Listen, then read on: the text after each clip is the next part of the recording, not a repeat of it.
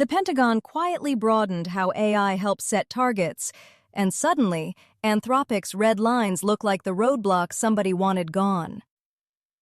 If you're just joining, Anthropic's fight with the Pentagon is over whether Claude can do classified military work while the company keeps limits on lethal autonomous weapons and mass surveillance.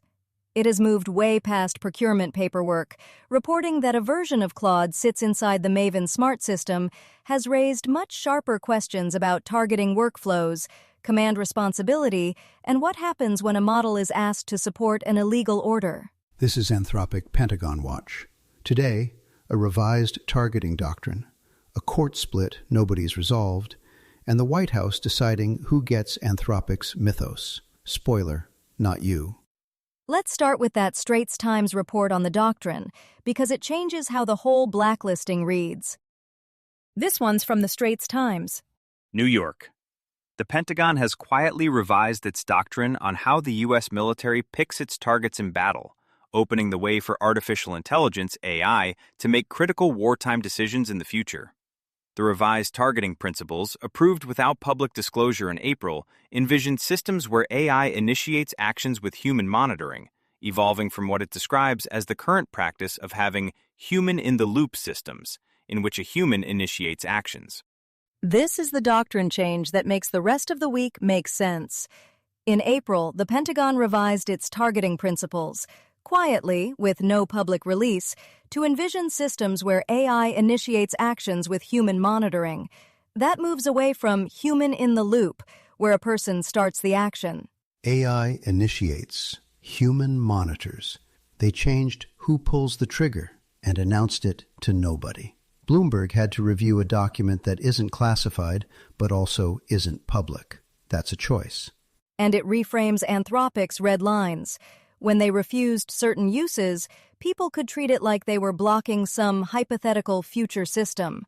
But by April, DoD was already building toward exactly this. So the blacklisting reads as pressure with a purpose.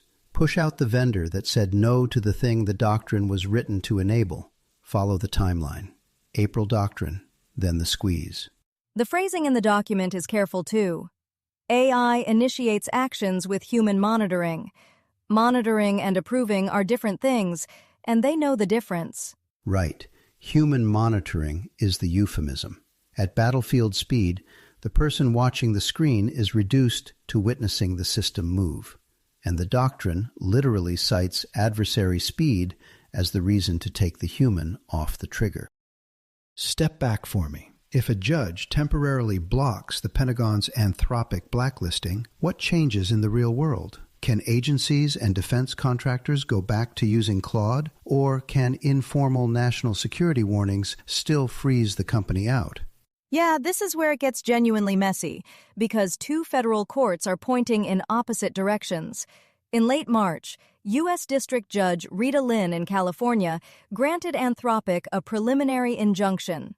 She blocked enforcement of both the government-wide ban on Claude and the Pentagon's supply chain risk designation, writing that the government's actions appeared designed to punish Anthropic rather than protect national security. On paper, that's a real win, but last week, a federal appeals court in Washington, D.C. refused to suspend that same Pentagon blacklisting while the lawsuit plays out. The court said, in its own words, "The equitable balance here cuts in favor of the government, so contractors are stuck with conflicting compliance signals. One court says the ban can't be enforced, another says it can stand for now, and in practice, the chill set in before any ruling landed." Reuters reported that major contractors like Lockheed Martin were expected to purge Claude from their supply chains almost immediately after the original ban, because firms weren't going to risk their Pentagon relationships no matter how the legal fight came out. So, even if Anthropic ultimately wins in court, the business damage from contractors' self-censoring may already be done? Exactly. Contractors scrambled to distance themselves from Claude, even without a formal legal obligation. They're chasing a $1 trillion annual Pentagon budget and didn't want to land on the wrong side of the administration's preferences. One venture capital firm told CNBC the switch away from Claude in no way reflected a perceived shortcoming of the product, just political risk management. So the thing to watch is whether the California District Court's injunction actually gets followed in practice, and whether the D.C. Circuit conflict forces a cleaner answer. Right now, federal contractors still don't know whether using Claude puts their contracts at risk. Singularity.Kiwi writes, The U.S. Frontier AI Gatekeeper policy just picked winners and losers, and it's the incumbents every time. Mythos is now cleared for release, but the list of approved recipients is opaque, the criteria are unpublished, and the appeals process doesn't exist. For anyone outside the U.S. security industrial complex, the message is blunt. The most capable AI is now a controlled export.